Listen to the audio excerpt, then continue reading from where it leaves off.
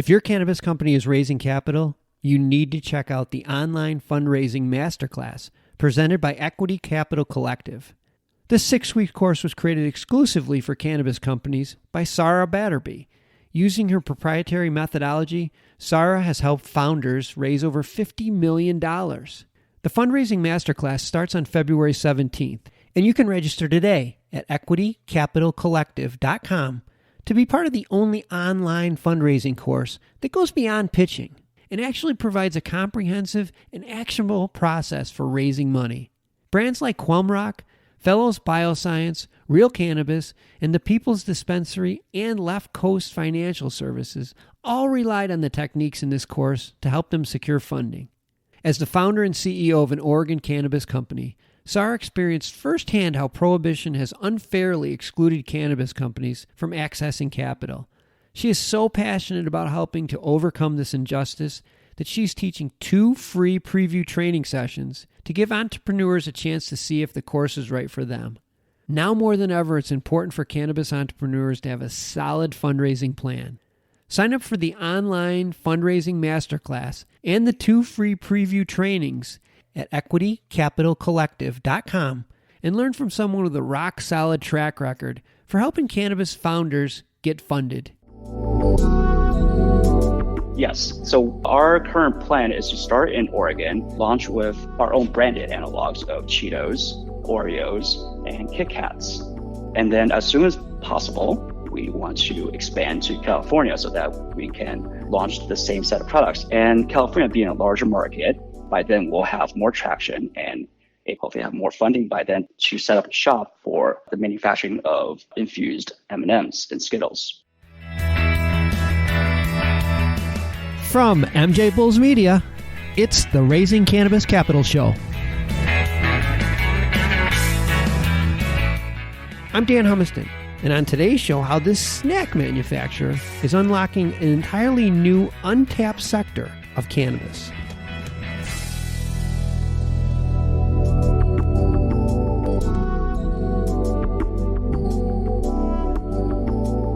Today in Raising Cannabis Capital, we are joined by Jack Kuo, the CEO of Moxy Unlimited. Jack, welcome to the show. Hello, thanks for having me here. Exciting stuff, Jack. Our listeners are going to be as surprised as I was when they realized that we missed something. Because we all know about edibles, and there are lots of cannabis-infused candies like gummies and chocolates. But under the heading of edibles, there at least seems to be one glaring omission that I missed. Never even thought about cannabis snacks like pretzels or Fritos or Cheetos. Jack, why aren't there more cannabis snacks?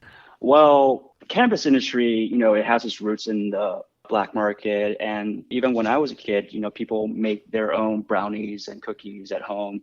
So the history goes back to when people incorporated cannabis into products they can make themselves at home.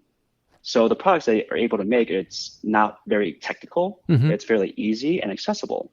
And as the legal market has grown, we have products coming on board like candies, gummies, chocolates, baked goods, and now more and more beverages. Mm-hmm. And these are fairly easy to make. They have low technical barriers to entry. Candies and gummies, if you really want to, you can make them at home. Same with chocolates. That's why it's common. So the problem with that is, it doesn't matter which state you're in and whether it's recreational or medical, the state of the cannabis edibles, it's pretty much limited to these 5 categories.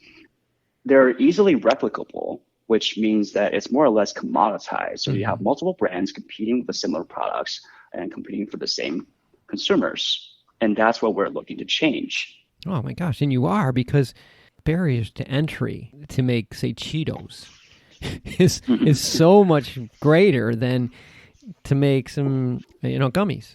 You think of the munchies, you think of Cheetos works perfect. And absolutely. So you mentioned earlier that you have experience in consumer packaged goods. So let's start there. Talk about what type of expertise you need in order to knock off cannabis snacks.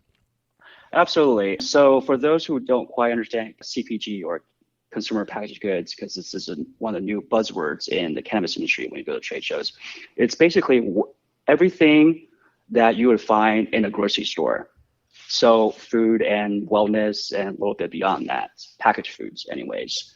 So our background is in packaged foods industry, and my other company, we make cheese puffs. And that's where we want to bring our experience and expertise to the cannabis industry. So take cheese puffs, for example. Even those in the food industry don't really know how they're made. There are only a very small handful of people out there that really has expertise in this. And the equipment, it's even harder to come by.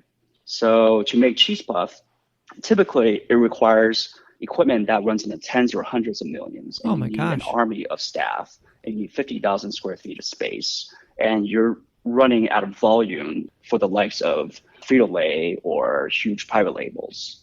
That's the norm. Yeah. So where we come in is that we understand how these products are made, how it's manufactured, and I have came up with a system and equipment that shrinks all of this down to something that is about 1,000 square foot at very low six figures, and we can make products of the similar quality and same great taste and all that. And I've done this with my other company for years. That's crazy. So just to recap, you have two things that make it difficult. One is you need the expertise. You need to know how to do this. And then even if you know how to do this, you need the equipment, which is very expensive.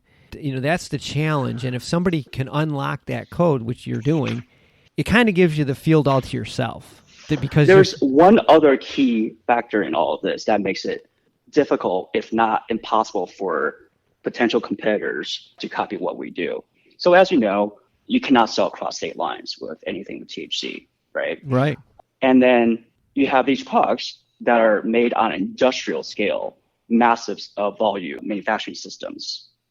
And when you manufacture products, say Cheetos, you cannot share equipment across cannabis and non-cannabis products. Okay. Right?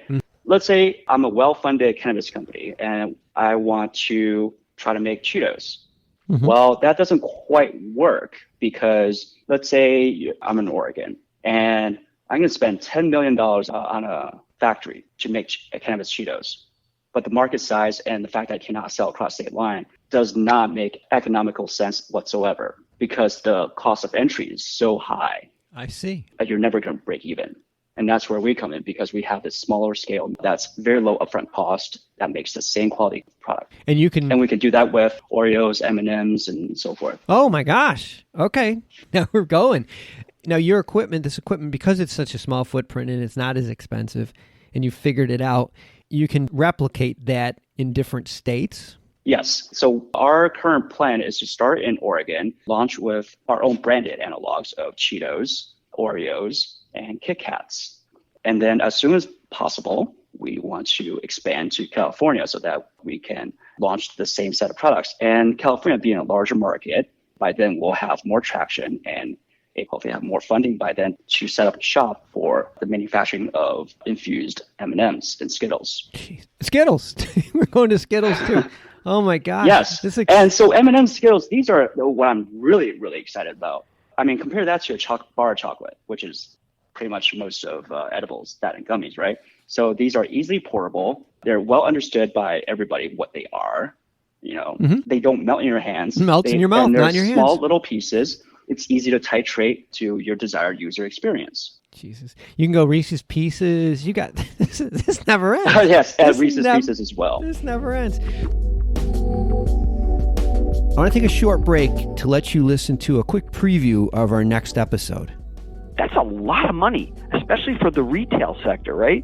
They're planning on holding these companies between 3 and even 10 years. More than almost 60% of investors are looking at that kind of time horizon. So while the stocks are very volatile and have up until probably about early January this year, been on a pretty steady march down, retail investors are not getting out.